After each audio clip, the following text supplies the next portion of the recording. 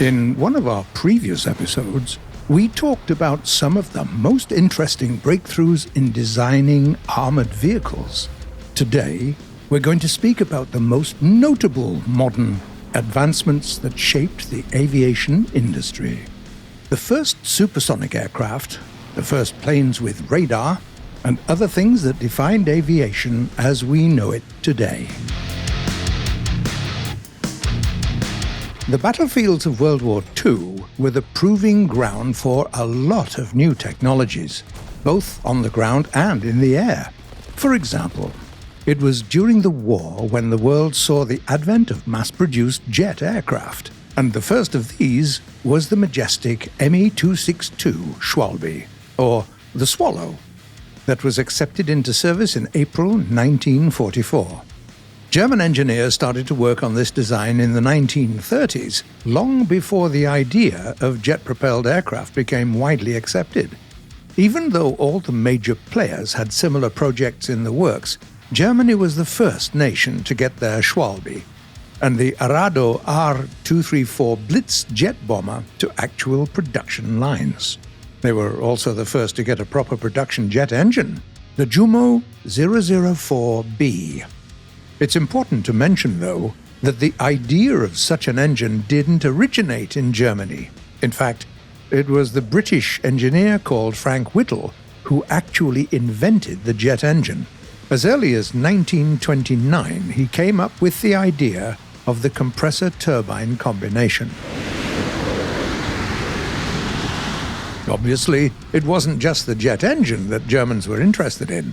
In 1944, the Luftwaffe started using the Me-163 Comet, the first and the only tailless rocket-powered production fighter aircraft. It represented the culmination of Alexander Lippisch's years of research in rocket planes. Thanks to its rocket engine, the Comet could reach the speed of up to 1,000 kph, and it was designed in a way to ensure that it also handled pretty well, all things considered.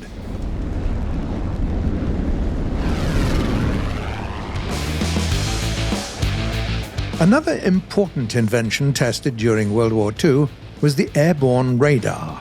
This technology was first employed by the British on their Bristol Blenheim bombers. During the Battle of Britain, aircraft fitted with radar equipment served as night fighters and proved to be highly effective at combating that German threat. Soon, other nations had similar systems as well. Germany tested their Heinkel 219 Uhu, and the US started to use the radar-equipped Black Widow night fighter. The British were also the first ones to make the first aircraft with vertical takeoff and landing capabilities. We're talking about the Hawker Siddeley Harrier, created during the Cold War era. In the middle of the 1950s, the military were becoming increasingly more interested in vectored thrust engines, as they allowed engineers to make aircraft that didn't need conventional runways. Design work on the new British plane started in 1957. The development process took more than a decade, with the Harrier finally accepted into service in 1969.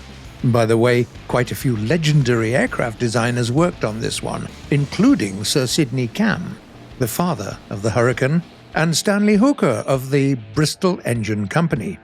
He worked on Rolls-Royce jet engines with Frank Whittle during World War II. During the late 1950s, the USAF were the first to outfit their aircraft with air-to-air guided missiles. Yeah, there were a few German experiments involving such missiles much earlier during World War II, but the first operational production missiles of this type were made in the US, and American pilots received their first Falcons and Sidewinders in 1956, a very important upgrade that allowed the Sabres to fight more advanced aircraft like the MiG-17.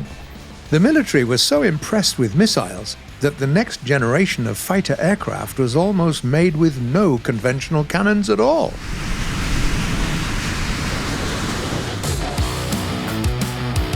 Sabres were also the first production aircraft to break the sound barrier.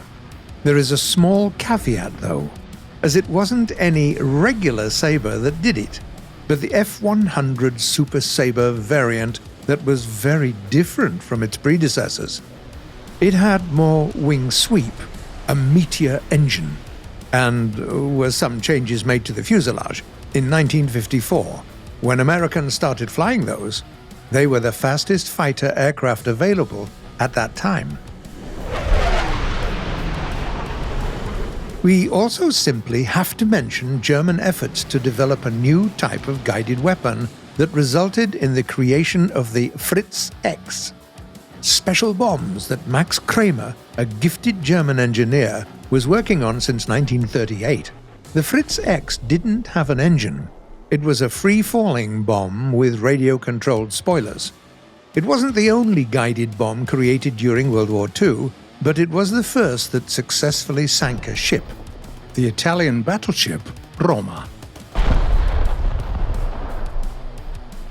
Strictly speaking, the Me-262 wasn't the very first aircraft with a turbojet engine, and the Super Sabre wasn't the very first plane to break the sound barrier. But they were definitely the first designs that achieved that, and were also produced en masse, and that's what counts at the end of the day. Did we miss anything? What is your favorite innovation in this field? Come on, you lot. Tell us in the comments below. Don't be shy. We're hungry for info. Bye.